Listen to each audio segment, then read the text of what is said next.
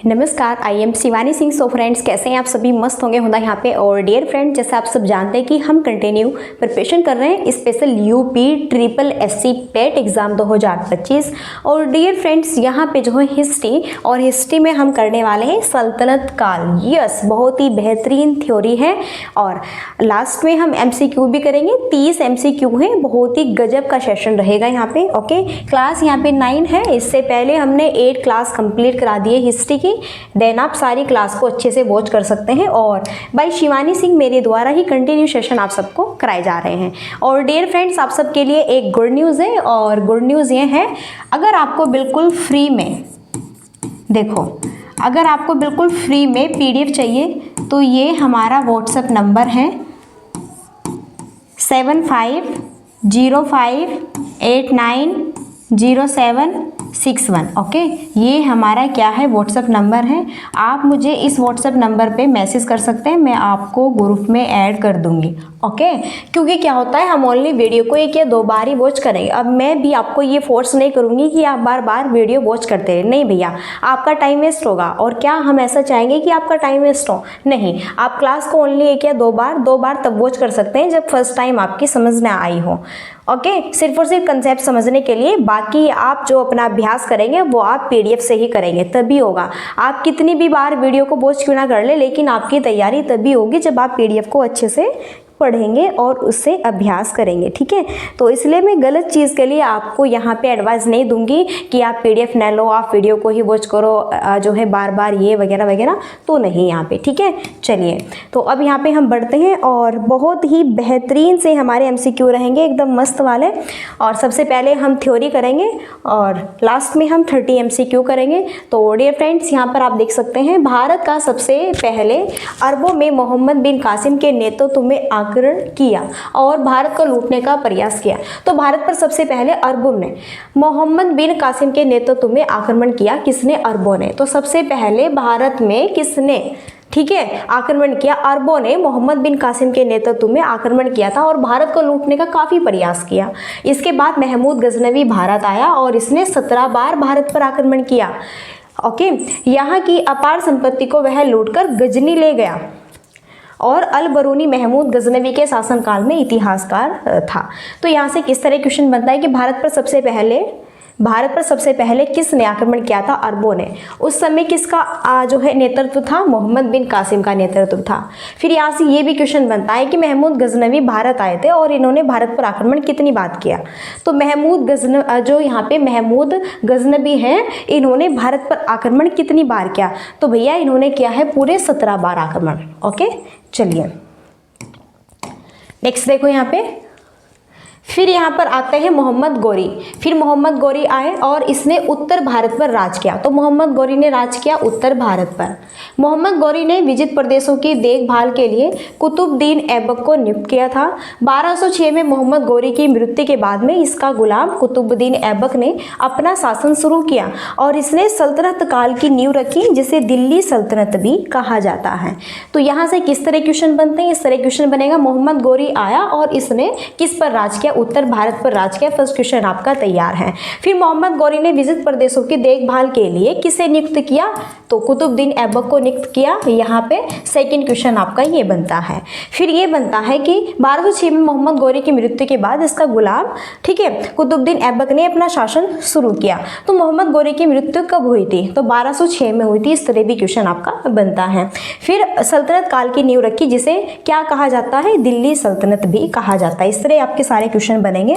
Aesthetic मैंने clear किए हुए हैं और मैं कर रही हूँ, जिससे कि आपको कोई भी परेशानी न हो। ओके, क्लियर है? सारी चीज़ हमारी सिंपली एकदम राइट होनी चाहिए।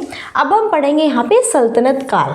तो सल्तनत काल 1206 ईस्वी से 1526 ईस्वी तक के समय को हम सल्तनत काल या फिर दिल्ली सल्तनत के नाम से जानते हैं। देखो, सल्तनत काल को ही हम दिल्ली सल्तनत भी कहते हैं। क्या कहते हैं? दिल्ली सल्तनत भी कहते हैं। तो भैया जो सल्तनत काल है, इसे ही दिल्ली सल्तनत के नाम से भी जाना जाता है। है, कुतुबुद्दीन ऐबक ने ही सल्तनत काल या दिल्ली सल्तनत की नींव रखी।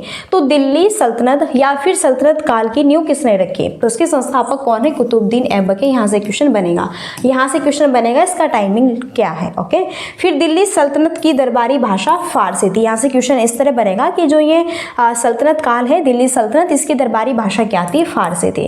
फिर यहाँ पे देखो सल्तनत काल या फिर दिल्ली सल्तनत के अंतर्गत गुलाम वंश है, खिलजी वंश है, तुगलक वंश है, शेद वंश है और लोधी वंश है, ये आते हैं। तो दिल्ली सल्तनत के अंतर्गत कौन कौन से वंश आते हैं? गुलाम वंश आता है, खिलजी वंश आता है, तुगलक, शेद और लोधी, और इन सब के बारे में हम अच्छे से यहाँ पे पढ़ने वाले हैं।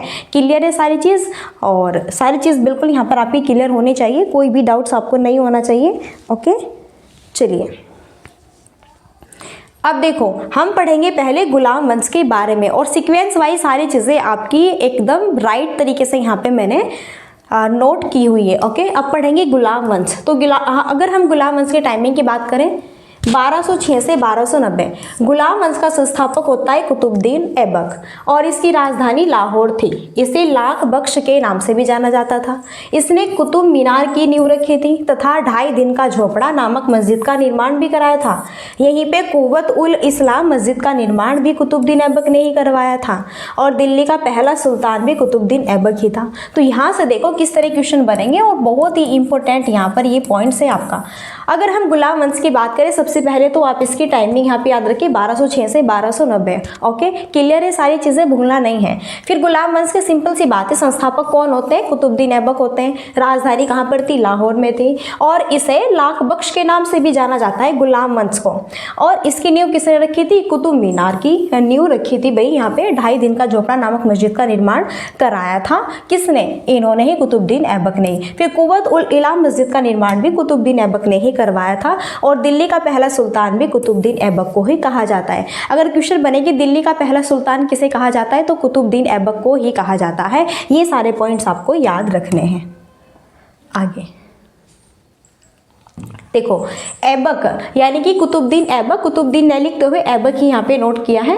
तो कुतुबुद्दीन ऐबक ने राजस्व प्रणाली की भी शुरुआत की थी, और 1210 में चौगान खेलते समय घोड़े से गिरकर कुतुबुद्दीन ऐबक की मृत्यु हो गई थी। इसे लाहौर में दफनाया गया था। ऐबक का उत्तराधिकारी आराम शाह था। इसने केवल 8 महीनों तक शासन किया। इसके बाद इल्तुतमिश ने इसकी हत्या कर दी, और गुलाम वंश का अगला शासक इल्तुतमिश हुआ। तो देखो कैसे सारी चीज़ें हमारी एकदम सीक्वेंस वाइज है, तो पढ़ने में हमें कितना इंटरेस्ट आता है ना, कि पहले सल्तनत काल उसके बारे में जाना है, इसमें कौन कौन से वंश हैं। अब यहाँ पे बारी बारी से उन वंश को पढ़ रहे हैं। तो हमने पहले गुलाम वंश को लिया है। गुलाम वंश में बात हो रही है कुतुबुद्दीन ऐबक की, और कुतुबुद्दीन ऐबक ने किसकी स्टार्टिंग की थी? राजस्व प्रणाली की भी स्टार्टिंग की थी। फिर भैया यहाँ पर 1210 में चौगान खेलते समय घोड़े से गिरकर कुतुबुद्दीन ऐबक की डेथ हो जाती है, और इसे कहाँ पे दफनाया गया था? कुतुबुद्दीन ऐबक को। ये बेसिक से क्वेश्चन ही बन जाते हैं कि कुतुबुद्दीन ऐबक को कहाँ पे दफनाया गया था? लाहौर में दफनाया गया था। और ऐबक का उत्तराधिकारी कौन होता था भैया? आराम शाह था, और इसने केवल 8 महीनों तक ही शासन किया। तो यहाँ से ये भी बन सकता है कि जो कुतुबुद्दीन ऐबक है इन्होंने कितने महीने तक शासन किया? तो 8 महीने तक ही शासन किया। इसके बाद इल्तुतमिश ने इसकी हत्या कर दी। किसने? इल्तुतमिश ने फिर इसकी हत्या की, और गुलाम वंश का अगला शासक जो है यहाँ पे अब इल्तुतमिश बनता है। ओके, चलिए अब इल्तुतमिश बना है तो अब हम इल्तुतमिश के बारे में पढ़ेंगे। सारी चीज़ें सीक्वेंस वाइज ऐसे बिल्कुल एकदम पढ़ने में इतना इंटरेस्ट आता है, और यहाँ से हर लाइन से आपको कुछ और नहीं पढ़ना है, इधर उधर टाइम वेस्ट नहीं करेंगे। अगर हमारी बात मानेंगे तो आप अपना एग्जाम बिल्कुल अवश्य क्लियर करेंगे। लेकिन बाय द वे अगर आप बात ही नहीं मानेंगे और इधर उधर भटकते रहेंगे, कभी ये चैनल है, कभी वो चैनल है, कभी ये सर्च करें, कभी वो, कभी कुछ क्लास वहाँ से देखिए, कुछ क्लास यहाँ से देखिए, तो आपके माइंड में कन्फ्यूजन क्रिएट होगा। यहाँ से सारी क्लासेस हिस्ट्री की आपकी कंप्लीट कराई जाएगी। ओके, 9 क्लास है, ये 8 क्लास कंप्लीट बिल्कुल ऑल चैप्टर वाइज थ्योरी और MCQ कराए जा रहे हैं। तो यहाँ पर आपके लिए बहुत ही सुनहरा मौका है, और आप PDF लीजिए और अपनी हिस्ट्री को कंप्लीट कीजिए। साथ ही साथ में पॉलिटी, इकोनॉमिक्स भी चल रहा है। इंडियन अभी जो है इकोनॉमिक्स आपकी है, इंडियन इकोनॉमी वाली। देन यहाँ पे हम सारी चीज़ें कंप्लीटली रेडी करेंगे। ठीक है, चलिए अब देखो इल्तुतमिश ने अब बात हम करते हैं इल्तुतमिश की। तो इल्तुतमिश ने कुतुब मीनार निर्माण का कार्य पूरा करवाया तथा तुर्क चलगाही एवं एकता प्रणाली की शुरुआत की। तो भैया यहाँ पे बात आती है कुतुब मीनार निर्माण का कार्य पूरा किसने करवाया था? इल्तुतमिश ने करवाया था। ओके, यहाँ से ये इस तरह के क्वेश्चन बनेंगे। कुतुब मीनार निर्माण का कार्य किसने करवाया था? पूरा इल्तुतमिश ने। और तुर्क की चलगाही एवं एकता प्रणाली की शुरुआत भी की थी किसने? इल्तुतमिश ने। चांदी के टक्का तथा तांबे के जीतल नामक सिक्के का प्रचलन भी इल्तुतमिश ने किया था।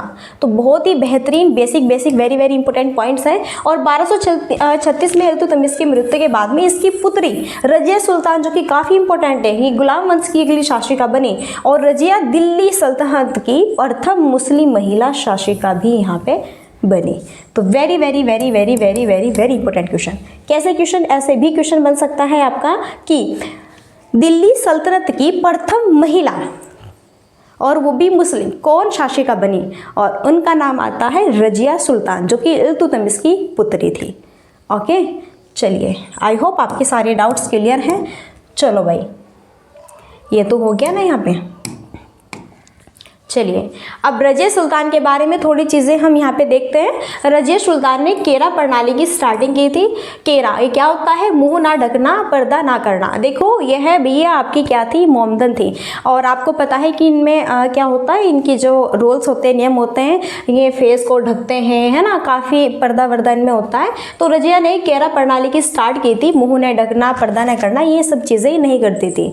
1240 में रजिया सुल्तान की भी यहाँ पे हत्या कर दी गई। और इसके बाद में बलबन गुलाम वंश का अगला शासक बना। कौन? अब आती है बात बलबन की। ओके, बलबन का वास्तविक नाम होता है बहाउद्दीन। और तुर्क ए चलगाही एवं एकता प्रणाली को बलबन ने ही समाप्त किया था। अब देखो, तुर्क ए चलगाही और एकता प्रणाली किसने चलाई थी? इल्तुतमिश ने चलाई थी। लेकिन इसको समाप्त किसने किया? बलबन ने किया। क्योंकि यह फिर यहाँ पर जब रजिया सुल्तान की डेथ हो जाती है, फिर यहाँ पे बलबन आते हैं। और फिर भैया जिसका भी शासन होता है, अपने अकॉर्डिंग कैसे भी रूल बनाए, किसी भी रूल्स को वो यहाँ पे फॉलो करें एंड किसी भी रूल्स को अनफॉलो करें, वो तो उसके ऊपर डिपेंड होता है। तो ये जो इल्तुतमिश ने चलाया था तुर्क के चलगाही और यहाँ पे एकता प्रणाली है, बलबन ने इसको फिनिश कर दिया। तो यहाँ से सारी चीज़ें क्लियर है। ये भी याद रखना है, बलबन का वास्तविक नाम क्या है? बहाउद्दीन था। ओके, और बलबन भी गुलाम वंश का अगला शासक था यहाँ पे। और ये चीज़ भी याद रखना है कि रजिया सुल्तान की डेथ कब होती है? 1240 में होती है।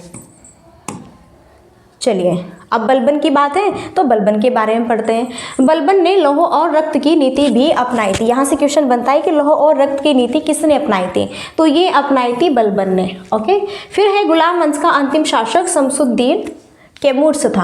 अब गुलाम वंश का अंतिम शासक कौन था? शमसुद्दीन कैमुर्स था। इसके बाद गुलाम वंश के शासन को समाप्त करके 1290 ईस्वी को जलालुद्दीन फिरोज खिलजी ने खिलजी वंश की स्थापना की थी। फिर यहाँ पे गुलाम वंश को ही फिनिश कर दिया। और फिर 1290 ईस्वी में यहाँ पे जलालुद्दीन फिरोज खिलजी होते हैं, फिर इन्होंने यहाँ पे खिलजी वंश की स्थापना की। अब देखो, गुलाम वंश फिनिश हुआ तो भैया खिलजी वंश आया आपका। चलिए, अब यहाँ पर हम पढ़ते हैं खिलजी वंश के बारे में। 1290 से 1320 के बीच खिलजी वंश की स्थापना की बात करें 1290 ईस्वी में जलालुद्दीन फिरोज खिलजी ने की थी। इसके बाद इसके दामाद अलाउद्दीन खिलजी ने इसकी हत्या कर दी। भैया इनमें ऐसा ही होता था, ये अपने डैडी की, अपने पापा की, फादर की, भाई की, बहन की, बेटी की, जिसकी भी देखी हत्या ही करके और क्या करते थे, सिर्फ और सिर्फ इन्हें सिर्फ और सिर्फ यहाँ पे क्या चाहिए थी भाई, यहाँ पे इन्हें शासन करना होता था। अपने सगे को भी मार देते थे। देखो पहले के टाइम में भाई क्या बात है, सब बस पैसा पैसा। इसकी हत्या कर दी और खिलजी वंश का अगला शासक बन गया। दिल्ली में अलाउद्दीन खिलजी के शासनकाल की अवधि 1296 से 1316 ईस्वी तक थी। तो खिलजी वंश, इसकी टाइमिंग याद रखें। और स्थापना इसने जलालुद्दीन फिरोज ने की थी यहाँ पे। और इसके बाद में इसके दामाद थे जलालुद्दीन फिरोज खिलजी के अलाउद्दीन खिलजी, इन्होंने ही इसकी हत्या कर दी। ओ भाई, ओ माय गॉड, क्या बात है। फिर खिलजी वंश का अगला शासक बन गया यहाँ पे अलाउद्दीन खिलजी। ओके, चलिए, अलाउद्दीन खिलजी है ना, चलो इसके बारे में सारे। तो दिल्ली के शासकों में अलाउद्दीन खिलजी के पास सबसे विशाल स्थायी सेना थी। तो यहाँ से इस तरह क्वेश्चन बनता है कि दिल्ली के शासक में किसके पास में सबसे विशाल स्थायी सेना थी? वो है अलाउद्दीन यहाँ पर खिलजी। कौन है? अलाउद्दीन खिलजी है। घोड़ा दागने एवं सैनिकों का हुलिया लिखने की प्रथा की शुरुआत भी अलाउद्दीन खिलजी ने ही की थी। तो घोड़ा दागने, सैनिकों का हुलिया लिखने की प्रथा की स्टार्टिंग किसने की थी? अलाउद्दीन खिलजी ने की थी। ये भी पॉइंट्स आपको याद रखना है। फिर अलाउद्दीन खिलजी ने मूल्य नियंत्रण प्रणाली को भी लागू किया था। तो मूल्य नियंत्रण प्रणाली को लागू किसने किया था? अलाउद्दीन खिलजी ने ही किया था। ओके, चलो सारी चीज़ हमारी बैक टू बैक राइट है। फिर अलाउद्दीन खिलजी ने सबसे ज़्यादा टैक्स वसूला था। अलाउद्दीन खिलजी ने राज्य संबंधों में उलेमा के दखल का विरोध किया था। अलाई दरवाज़ा, सीसी का किला, जमीयत खान मस्जिद और हजार खंबा महल का निर्माण भी अलाउद्दीन खिलजी ने ही करवाया था। यहाँ से ये बॉक्स आपके लिए very very very very important सिद्ध होता है। आप इस बॉक्स को याद रखें। यहाँ पे अलाई दरवाज़ा, सीसी का किला है, जमीयत खान मस्जिद है और खंबा महल है। इन सबका निर्माण कौन कराते हैं? अलाउद्दीन खिलजी यहाँ पे कराते हैं। ओके, चलिए भाई नेक्स्ट। बाजार में घूमने वाले गुप्तचरों को बरीद कहा जाता था, जो कि अलाउद्दीन खिलजी ने शुरू किया था। तो बाजार में घूमने वाले जो गुप्तचर होते थे उन्हें बरीद कहा जाता था और यह है यहाँ पे किसने शुरू किया था? अलाउद्दीन खिलजी ने। फिर अमीर खुसरो अलाउद्दीन खिलजी के दरबारी कवि थे। तो भैया यहाँ से इस तरह क्वेश्चन बनता है, अलाउद्दीन खिलजी के दरबारी कवि कौन थे? अमीर खुसरो थे। काफ़ी बेस्ट यहाँ पे कंसेप्ट है। अमीर खुसरो का मूल नाम क्या था? अमीर खुसरो का मोहम्मद हसन, और इनका जन्म उत्तर प्रदेश में बदायूं में हुआ था। अमीर खुसरो बहुत ही फेमस सूफी संत शेख निज़ामुद्दीन औलिया के शिष्य थे। और भैया अमीर खुसरो की बात हिंदी जो यहाँ पे साहित्य होती है उसमें सबसे पहले अमीर खुसरो की ही बात की जाती है। तो काफ़ी बेहतरीन, देखो ऐसे तो होता है, ये हिस्ट्री में भी है, हिंदी में भी है। क्या बात है, जैसे पृथ्वीराज चौहान हिस्ट्री में भी और भैया हिंदी में भी अपना पूर्ण स्थान रखते हैं, ऐसे ही यहाँ पे अमीर खुसरो है। ठीक है, चलिए अब अमीर खुसरो हैं तो इनकी भी बातें होगी। यहाँ पे अमीर खुसरो बलबन से लेकर मोहम्मद तुगलक तक दिल्ली सुल्तानों के दरबार में रहे। इन्हें तूतिए हिंद, भारत का तोता के नाम से भी जाना जाता है। ये पॉइंट्स बहुत इंपॉर्टेंट है, बहुत बहुत बहुत बहुत बहुत इंपॉर्टेंट है कि तूतिए हिंद यानी कि भारत का तोता, इसे किस नाम से जाना जाता है, कौन है? और वह है अमीर खुसरो। सितार एवं तबले के आविष्कार का श्रेय भी अमीर खुसरो को ही दिया जाता है। सो बहुत ही बेहतरीन कंसेप्ट है। ठीक है, चलिए नेक्स्ट। अब भैया यहाँ पे अलाउद्दीन खिलजी की डेथ होती है 1316 में। ओके, इसके बाद में अब मुबारक खिलजी अगला शासक बना। मुबारक खिलजी को खलीफा के नाम से भी जाना जाता है और इसने स्वयं को खलीफा घोषित किया था। मुबारक खिलजी कभी कभी राज दरबार में स्त्रियों का वस्त्र पहनकर आ जाता था और वर्णी के अनुसार मुबारक कभी कभी नग्न होकर दरबारियों के बीच दौड़ा करता था। तो ये सारे पॉइंट्स यहाँ पे हैं भैया मुबारक खिलजी के बारे में। ओके, तो अलाउद्दीन खिलजी की डेथ होती है, कब होती है? 1316 में होती है। इसके बाद में कौन आते हैं? मुबारक खिलजी आते हैं और यहाँ पे मुबारक खिलजी अगला शासक बनता है। मुबारक खिलजी को खलीफा के नाम से भी जाना जाता है और खलीफा ये जो यहाँ पे मुबारक खिलजी थे भैया, ये स्त्रियों के भी कपड़े धारण कर लेते थे। ओके, ये भी पॉइंट्स यहाँ पे बताया गया है इनके बारे में। चलिए अब खिलजी वंश का अंतिम शासक खुसरो खां था। दिल्ली सल्तनत के राजवंशों में से सबसे कम अवधि तक खिलजी राजवंश ने शासन किया था और 1320 ईस्वी में खुसरो खां को पराजित कर गयासुद्दीन तुगलक ने तुगलक वंश की स्थापना की थी। तो फिर खिलजी वंश का अंतिम शासक, देखो यहाँ पे जो ये मैं आपको गुलाम वंश है, खिलजी वंश है, ये जैसे मैं आपको पढ़ा रही हूँ, इनके जो अंतिम शासक भी यहाँ पे दिए गए, ये भी आपके लिए काफ़ी इंपॉर्टेंट होंगे यहाँ पे। तो खिलजी वंश का अंतिम शासक कौन है? खुसरो खां था, जो कि दिल्ली सल्तनत के राजवंशों में से सबसे कम अवधि तक खिलजी राजवंश ने शासन किया और 1320 ईस्वी में खुसरो खां को पराजित करके गयासुद्दीन तुगलक ने, तुगलक वंश की स्थापना किसने की? गयासुद्दीन तुगलक ने यहाँ पे की थी। तो तुगलक वंश की स्थापना कौन करते हैं? गयासुद्दीन करते हैं। अब हम पढ़ेंगे तुगलक वंश के बारे में। यहाँ पर इनकी टाइमिंग दी हुई है 1320 से 1414 और यहाँ पर हम इनके संस्थापक की बात करें तो गयासुद्दीन तुगलक है और गयासुद्दीन तुगलक ने 29 बार मुगलों के आक्रमण को विफल किया। सिंचाई के लिए नहरों का निर्माण करने वाला यह दिल्ली सल्तनत का प्रथम शासक था। तो यहाँ पे काफ़ी बेहतरीन पॉइंट्स यहाँ से आपके क्या क्या निकल के आते हैं, ये चीज़ आप अवश्य ध्यान रखें। तुगलक वंश की आप यहाँ पे टाइमिंग ध्यान रखें। इसके संस्थापक गयासुद्दीन होते हैं और जो गयासुद्दीन तुगलक है 29 बार मंगोलों के आक्रमण को इन्होंने विफल किया, यहाँ पे ओके हराया। सिंचाई के लिए नहरों का निर्माण करने वाला यह दिल्ली सल्तनत का प्रथम शासक आपका बना यहाँ पे। चलो अब यहाँ पे देखो गयासुद्दीन तुगलक की भी डेथ होती है 1325 में, और फिर बंगाल के अभियान से लौटते समय जूना खां द्वारा निर्मित लकड़ी के महल में दबकर हो गई थी। इसके बाद अगला शासक इसका सेनापति मोहम्मद बिन तुगलक आता है। तो अब हम पढ़ेंगे मोहम्मद बिन तुगलक के बारे में, और ये हिस्ट्री के सबसे होनहार यहाँ पे माने जाते हैं। ओके चलो, मोहम्मद बिन तुगलक। तो गयासुद्दीन के बाद भैया जूना खां मोहम्मद बिन तुगलक के नाम से दिल्ली के सिंहासन पर बैठा। फिर मोहम्मद बिन तुगलक ने कृषि के विकास के लिए अमीर ए कोही नामक एक नवीन विभाग की स्थापना की थी। मोहम्मद बिन तुगलक के शासनकाल में अफ्रीकी यात्री इब्न बतूता मोरक्को से भारत आए थे। तो यहाँ से कैसे किस तरह से क्वेश्चन बनता है, पहले तो ये क्वेश्चन बनेगा गयासुद्दीन के बाद जूना खां मोहम्मद बिन तुगलक के नाम से दिल्ली के सिंहासन पर कौन बैठे, मोहम्मद बिन तुगलक बैठे। और मोहम्मद बिन तुगलक ने कृषि के विकास के लिए किस एक नवीन विभाग की स्थापना की थी, वो है अमीर ए कोही।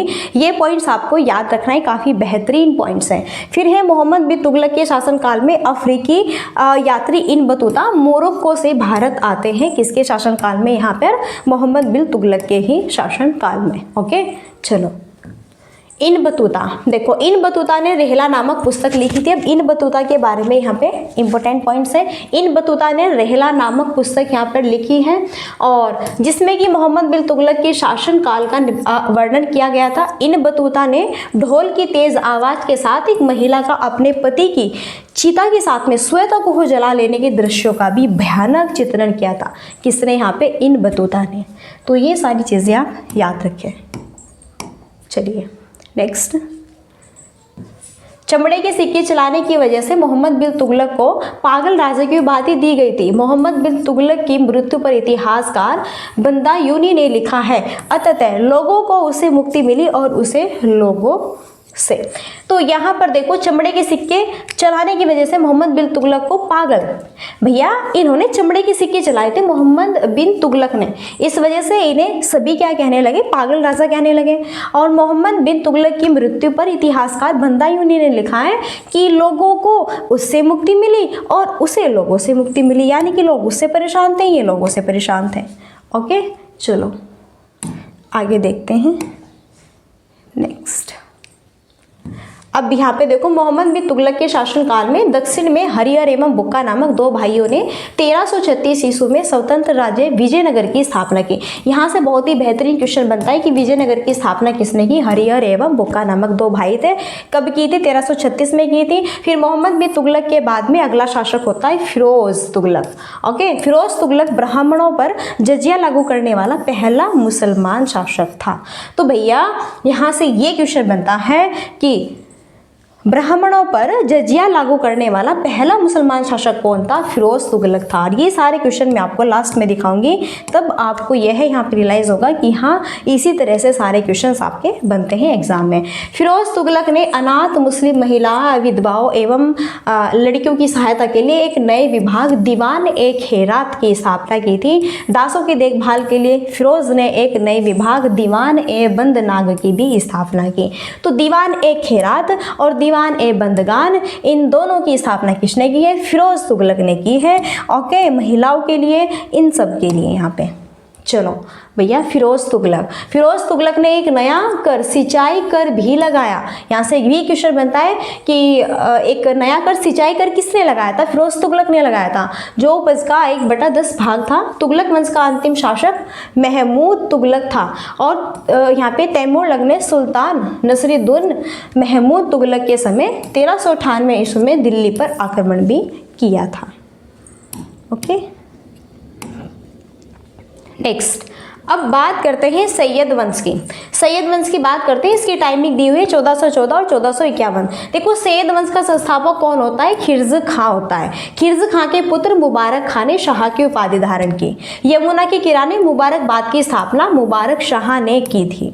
और सैयद वंश का अंतिम शासक अलाउद्दीन आलम शाह था। तो यहाँ से कैसे कैसे क्वेश्चन बनेगा, फर्स्ट आपका क्वेश्चन जो है ये बनेगा कि यहाँ पर इसकी टाइमिंग क्या थी, ये इसकी टाइमिंग थी, इसके संस्थापक कौन थे, और खिर्ज खां के पुत्र मुबारक खां ने किसकी उपाधि धारण की थी, शाह की। और यमुना के किनारे मुबारकबाद की स्थापना किसने की थी, मुबारक शाह ने। और सैयद वंश का अंतिम शासक कौन होता था, अलाउद्दीन आलम शाह था।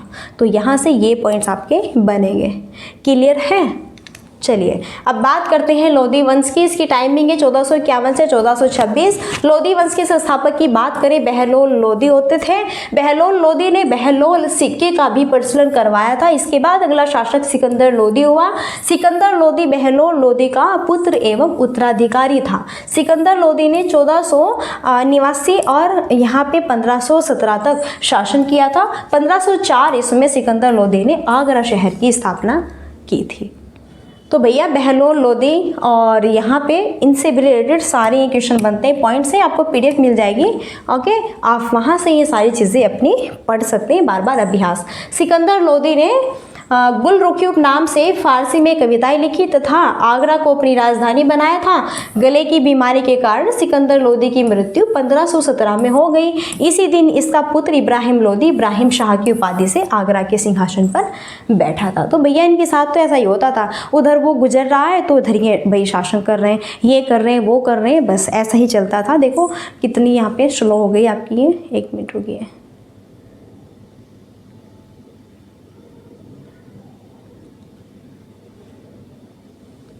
चलिए कोई बात नहीं, काफ़ी ही स्लो हो गई थी यहाँ पे, ठीक है, चलो कोई बात नहीं। सबसे मैंने आपको यहाँ पे ये बोर्ड पे क्लियर दिखना चाहिए, ब्राइटनेस अपने आप ही पता नहीं ऑटोमेटिक क्या हो जाता है। लोधी वंश का अंतिम शासक इब्राहिम लोधी ही था और 1526 को पानीपत के प्रथम युद्ध में बाबर ने इब्राहिम लोधी को हराकर मुगल वंश की स्थापना की थी। तो यहाँ से क्वेश्चन बनेगा, लोधी वंश का अंतिम शासक कौन था भैया? इब्राहिम लोधी था। और 1526 को पानीपत के प्रथम युद्ध में, देखो पानीपत का प्रथम युद्ध कब होता है? 1526 में पानीपत का प्रथम युद्ध होता है। किस किस के बीच होता है? यहाँ पे बाबर और इब्राहिम लोधी के बीच होता है। और इसमें किसकी हार होती है, किसकी जीत होती है? तो बाबर जो है इब्राहिम लोधी को हराकर मुगल वंश की स्थापना करते हैं। कौन? यहाँ पे बाबर। तो ये सारे पॉइंट्स आप याद रखें, ये काफ़ी इंपॉर्टेंट पॉइंट्स यहाँ पे सिद्ध होते हैं। चलिए डियर फ्रेंड्स, यहाँ पे अब हमारे क्वेश्चन से स्टार्ट होते हैं और थ्योरी क्लासेस जो कि हमारी बहुत ही बेहतरीन थी वो हमारी फिनिश हो चुकी है। चलो अब क्वेश्चन देखो कैसे कैसे बनेंगे। सल्तनत काल के अधिकांश अमीर एवं सुल्तान किस वर्ग के थे? तो सल्तनत काल के अधिकांश अमीर एवं सुल्तान किस वर्ग के थे? अरब, अफगान, तुर्क और ईरानी, और ये थे तुर्क यहाँ पे, ठीक है। चलिए अब सेकंड क्वेश्चन है स्क्रीन पर आप सबके बीच। सल्तनत काल में भूमि को नापने के लिए किस शब्द का प्रयोग होता था? खराज, इक्तादारी, मसाहत या फिर यहाँ पे मुत्सदी। तो सल्तनत काल में भूमि को नापने के लिए मसाहत शब्द का प्रयोग होता था। ओके, चलिए नेक्स्ट है और स्क्रीन पर थर्ड क्वेश्चन है आप सबके बीच। सल्तनत काल में सैन्य विभाग के अध्यक्ष को क्या कहा जाता था? यहाँ पर आरिज ए मुमालिक कहा जाता था। और ये सारी चीज़ें मैंने आपको थ्योरी में यहाँ पे कवर कराई है। चलो अब देखो आपको बताना है सल्तनत काल के नाम से जाना जाने वाला काल कब से कब। देखो यहाँ पे आपको सल्तनत काल की टाइमिंग बतानी है। 1000 से 1206 है, 1192 और यानी कि 1526, 1206 से 1526 है, 1206 से 1600 ईस्वी तक है। तो 4 क्वेश्चन का राइट आंसर यहाँ पे क्या होगा? ओके, आप बताइए। सो देन राइट आंसर होगा 1206 ईस्वी से 1526 ईस्वी तक की जो है टाइमिंग है। शायद ब्राइटनेस कुछ ज़्यादा ही हो रखी है। क्वेश्चन आपको सही से दिखने चाहिए, बस ब्राइटनेस कम ही ठीक है, बस क्वेश्चन सही दिखने चाहिए। कोई बात नहीं, डल हो जाते हैं, इसका कोई इशू नहीं है। ओके चलिए कोई बात नहीं, चलेगा। फिर है मंगोल आक्रमणकारी चंगेज खां भारत की उत्तर पश्चिमी सीमा पर किसके शासन काल में आया था? बलबन है, इल्तुतमिश है, रजिया सुल्तान है, गैसुद्दीन तुगलक है। भैया हमारा कैमरा डाउन हो गया है, ठीक है। चलो क्वेश्चन 5 देखो और राइट आंसर है यहाँ पर क्या? इल्तुतमिश। इल्तुतमिश राइट आंसर होगा। नेक्स्ट, भारत के वह मध्यकालीन शासक जिसने एकता व्यवस्था प्रारंभ की थी कौन था? और हमने पढ़ा था ना एकता, यहाँ पे एकता व्यवस्था। ओके, और यह किसने की थी?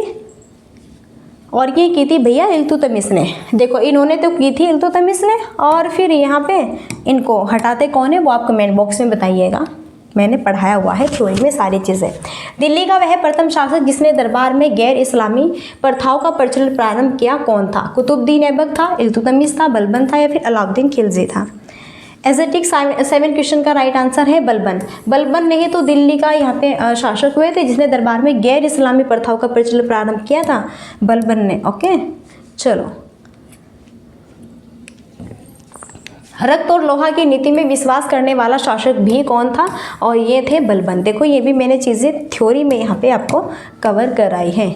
एस्थेटिक चीज़ें राइट है, क्लियर है, इशूज़ नहीं होना चाहिए। बलबन के काल में विद्रोह करने वाला बंगाल का गवर्नर कौन था, और वो था तुगरिल खां। तो बलबन के काल में विद्रोह करने वाला बंगाल का गवर्नर कौन था भैया, तुगरिल खां था। ओके चलो स्क्रीन पर आगे 10 क्वेश्चन है। और वह मध्यकालीन शासक जिसने सार्वजनिक वितरण प्रणाली प्रारंभ की थी वह कौन था, और वह था अलाउद्दीन खिलजी। कौन था भैया, वह था अलाउद्दीन खिलजी। नेक्स्ट है स्क्रीन पर 11 क्वेश्चन है और बेस्ट यहाँ पे क्वेश्चन है, अपने आप को दिल्ली सल्तनत का खलीफा घोषित करने वाला शासक कौन था, कुतुबुद्दीन ऐबक है, खिलजी है, तुतमिश है, या फिर यहाँ पे अलाउद्दीन खिलजी है। अपने आप को दिल्ली सल्तनत का खलीफा घोषित करने वाला शासक कौन था भैया, मुबारक खिलजी। और खिलजी को खलीफा के नाम से भी जाना जाता है, ये मैंने थ्योरी में आपको क्लियर कराई थी और पढ़ाई थी भी, ठीक है। चलो दिल्ली का वह सुल्तान जिसने उत्पादन या उपज का 50% भू राजस्व के रूप में वसूला था कौन था, और भैया यहाँ पर कौन थे, बलबन थे, और कौन थे भैया, बलबन थे, नहीं सॉरी कौन थे, अलाउद्दीन खिलजी थे। कौन थे, अलाउद्दीन खिलजी थे। As a right answer option C होगा। ओके चलो और स्क्रीन पर 13 क्वेश्चन हैं। 1303 ईस्वी में काकतीय शासकों की सेना ने किसकी सेना को वारंगल में परास्त किया, और यहाँ पर राइट आंसर होगा क्या, अलाउद्दीन खिलजी। ओके चलिए 14 क्वेश्चन है, बहुत ही बेस्ट क्वेश्चन है। घड़ी अथवा ग्रह कर लगाने वाला दिल्ली का प्रथम सुल्तान कौन था, और यहाँ पर अलाउद्दीन खिलजी थे। घड़ी अथवा ग्रह कर लगाने वाला, और ये भी मैंने थ्योरी में आपको पढ़ाया है। तो PDF लीजिए और बार बार से इनको रिवाइज कीजिए, तभी उद्धार होगा, वरना तो एक दो बार वीडियो को वॉच करने से नहीं होगा। आगरा को राजधानी बनाने वाला शासक कौन था, तो आगरा को राजधानी बनाने वाला शासक था यहाँ पे सिकंदर लोदी। सिकंदर लोदी ने आगरा को राजधानी बनाई थी। ओके नेक्स्ट है 16 क्वेश्चन है और राइट है यहाँ पे, देखो इसका सही आंसर। शर्की सुल्तानों के शासनकाल में वह स्थान जिसे पूर्व का सिराज भी कहा जाता था कौन सा था, और वो था यहाँ पे स्थान जौनपुर। कौन सा स्थान था भैया, वह जौनपुर स्थान था। ओके चलिए आगे देखो 17 क्वेश्चन है। जिस व्यक्ति ने कहा था हुनूस दिल्ली दूर अस्त अभी दिल्ली दूर है वह कौन थे, वह थे निज़ामुद्दीन औलिया। तो भैया हुनूस दिल्ली दूर अस्त अभी दिल्ली काफ़ी दूर है, किसने कहा, यहाँ पे निज़ामुद्दीन औलिया ने ये बातें कही, ठीक है। चलो मोहम्मद बिन तुगलक अपनी राजधानी दिल्ली से कहाँ लेके गए थे, ये दौलताबाद लेके गए थे। पहली राजधानी मोहम्मद बिन तुगलक की थी दिल्ली में, और फिर ये दिल्ली से कहाँ पे लेके गए भैया, दौलताबाद में लेके गए। चलो इतिहासकार बदायूनी ने किसकी मृत्यु पर कहा था कि सुल्तान को अपनी प्रजा से और प्रजा को सुल्तान से मुक्ति मिल गई। इल्तुतमिश, बलबन, अलाउद्दीन खिलजी। बहुत ही बेहतरीन क्वेश्चन है, लाजवाब यहाँ पे। और ये कहा था भैया मोहम्मद बिन तुगलक के बारे में। ओके जब इनकी डेथ हो जाती है तो यहाँ पे कौन कहते हैं, ये इतिहासकार कहते हैं कि सुल्तान को अपनी प्रजा से और प्रजा को सुल्तान से मुक्ति मिल गई है, ठीक है। मोहम्मद बिन तुगलक की यहाँ पे ये बात कर रहे हैं। दिल्ली सल्तनत का सर्वाधिक विद्वान शासक जो कि खगोल शास्त्र, गणित एवं आयु विज्ञान सहित अनेक विधाओं में माहिर था कौन था, और यहाँ पर था कौन, मोहम्मद बिन तुगलक। कौन था भैया, मोहम्मद बिन तुगलक था। ओके चलो आगे देखो नेक्स्ट है 21 क्वेश्चन। भारत में सबसे पहले सांकेतिक मुद्रा टोकन करेंसी का प्रचलन किसने किया था, इल्तुतमिश ने, खिलजी ने, तुगलक ने, या फिर सिकंदर लोदी ने। और ये भी बहुत ही बेहतरीन क्वेश्चन है भाई। भारत में सबसे पहले सांकेतिक मुद्रा टोकन करेंसी का प्रचलन किसने किया था, सो एजेटिक राइट आंसर होगा मोहम्मद बिन तुगलक ने। किसने किया था, मोहम्मद बिन तुगलक ने किया था। नेक्स्ट है 22 क्वेश्चन। राज्य के खर्च पर हज की व्यवस्था करने वाला पहला भारतीय शासक कौन था, यहाँ पर फिरोज शाह तुगलक था।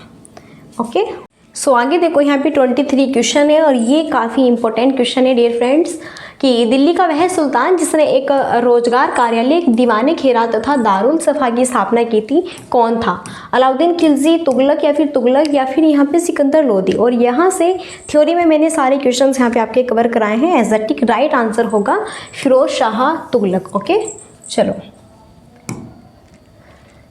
24। अच्छा, शब्द कर लगाया जाता था और ये लगाया जाता था सिंचाई पर, मैंने आपको पढ़ाया था ना थ्योरी क्लास में अभी। देन ओके, नेक्स्ट, दिल्ली का वह सुल्तान जिसने एक अनुवाद विभाग की स्थापना की जिससे विभिन्न संप्रदाय के लोगों में एक दूसरे के विचारों की समझ बेहतर हो सके। कौन था? खिलजी, तुगलक या फिर फिरोज शाह या फिर सिकंदर लोदी यहाँ पे। सो राइट आंसर क्या होगा?